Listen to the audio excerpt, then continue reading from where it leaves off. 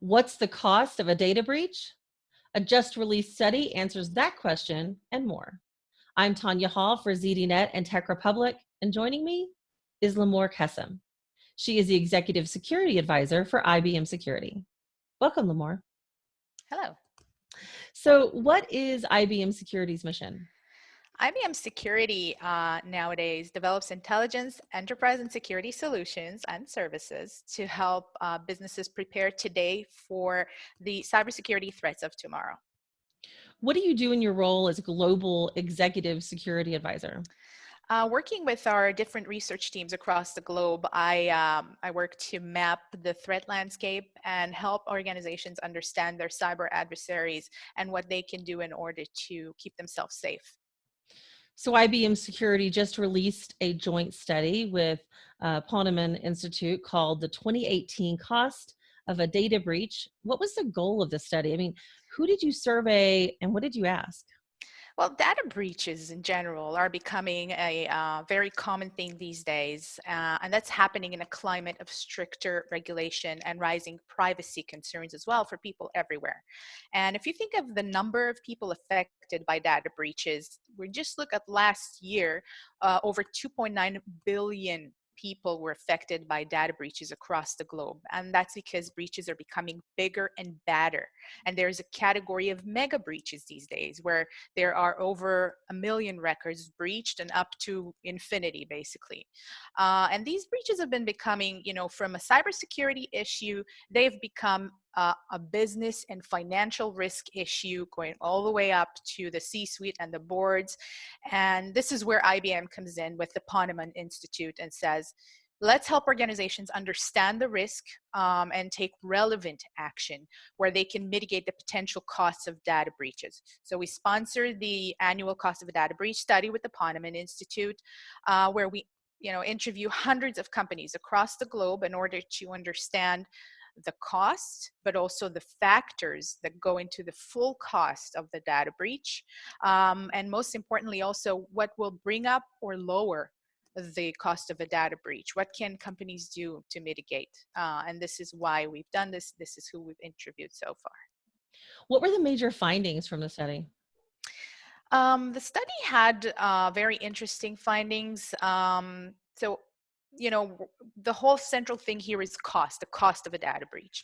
And often in the wake of a data breach, there's going to be a number named. Pretty early in the game, there's going to be, it costs so and so millions or whatever the case may be. But that's actually just a tip of an iceberg in a sense, where the costs of a data breach there are hidden costs that are not being recognized and are not being reckoned with until months later as they continue to linger and drain companies over time. And that's because breaches are ever so complex to manage and made up of many different factors, like repairing infrastructure, dealing with customers, regulatory response, reputational damage. A lot of things go into breach remediation. And what we have found this year, after looking at everything that's included in this complex event, is some bad news, some good news. We found that the cost of a data breach, the average cost, has gone up about 6.5%.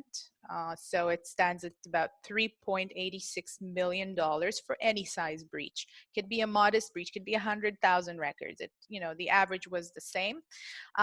We also saw that the cost per record went up almost 5%. So it stands at about $148 at this point.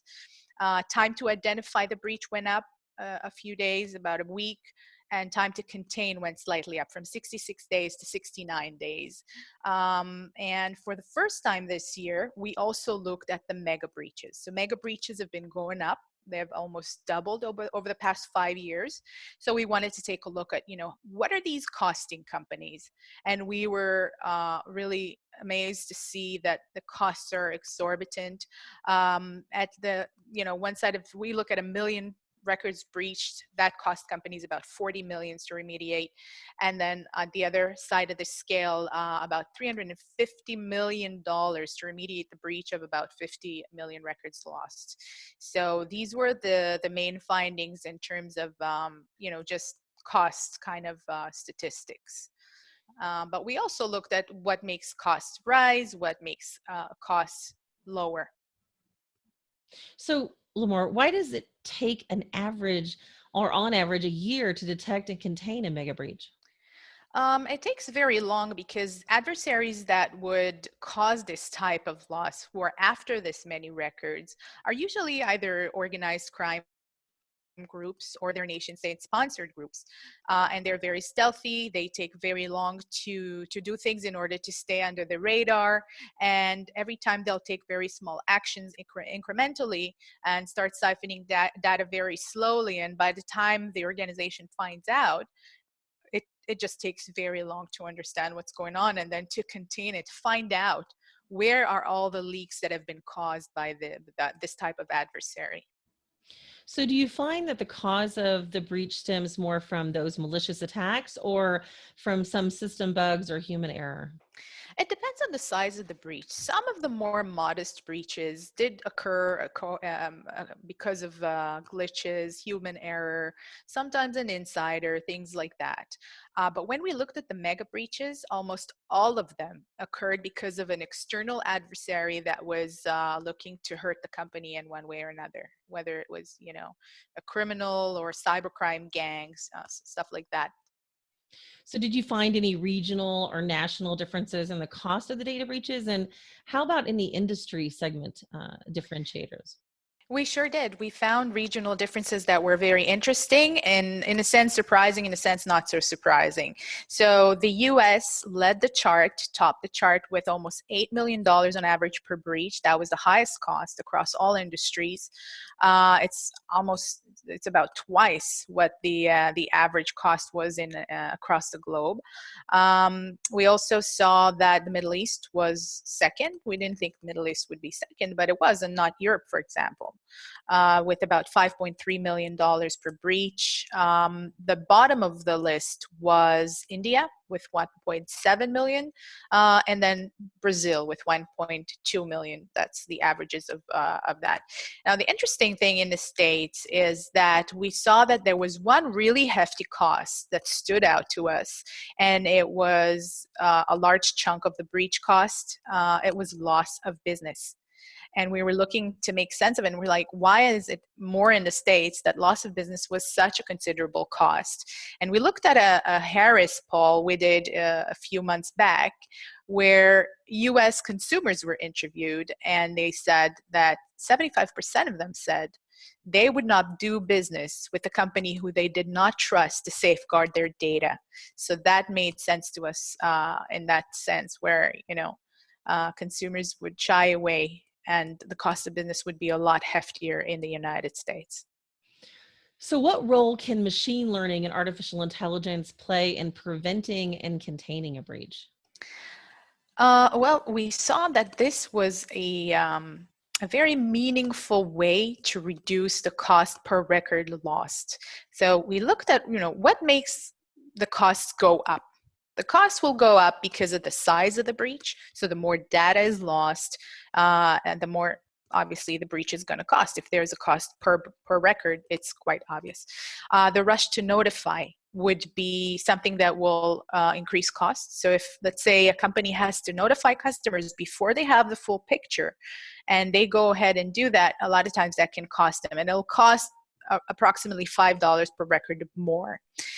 The extensive use of IoT, Internet of Things devices. Sometimes there's no patch. Sometimes they need to work more in order to put mitigating controls, pay for those controls. The attack surface itself is bigger, so that will bring up the costs, etc. And third-party involvement brought a huge increase in per record, $13 per record with third-party involvement. Now, to your question, what is the role of AI, etc.? This brings us to what reduces the cost. The number one thing to do to reduce the cost of per record losses is to have an incident response team in the company, where the team is, exercises, understands what they have to do, and they can contain the breach as soon as possible. If they contain a breach within 30 days, they could save $1 million. That's as easy as that. The AI comes in second. If the company augments or replaces some human functions in the security program with artificial intelligence, they can reduce the per record lost by $8. So that's also a meaningful cost to reduce when you extrapolate it to, let's say, if somebody had a loss of millions of records, that's a lot of money. And the third thing was the overall automation deployed by an organization. Their security investment could also affect how quickly and also the cost, the eventual cost of how much they're going to pay to remediate a breach. So, what steps do you recommend an enterprise take to beef up their security, other than maybe some of the things that you mentioned? And what steps yield the biggest return on investment? So from our study, we see that the steps that yield the biggest return is having an incident response plan and team on site, or if a company desires to have it managed by a vendor, they can do that as well. They don't have to keep a full team on site if their team is smaller or they have a more modest security budget. And not shying away from new technologies, because cyber criminals are a moving target. They're constantly innovating, they're constantly learning, and if we look at rule-based security, cyber criminals will get over a new rule within hours of it being deployed to field. So we need something that will enlarge the gap between this cat and mouse game and leave them behind. And that kind of stuff is artificial intelligence, is technology that can reason like a human, that can understand like a human would, and really augment the ability of organizations and the people that work for them to fight back against cybercrime and these types of attacks that are very complex. Well, thank you so much for giving us some insight on the study. Lamore, if somebody wants to connect with you, maybe they want to get a copy of the study, how can they go about doing that? I'm on Twitter and my handle is iCyberFighter, so it's very easy to find me on Twitter. Thanks again for your time. And if you guys want to find more of my interviews, you can do that right here on ZDNet or Tech Republic, or maybe connect with me as well by going to tanyahall.net. Thanks for your time and thanks for listening. Until next time.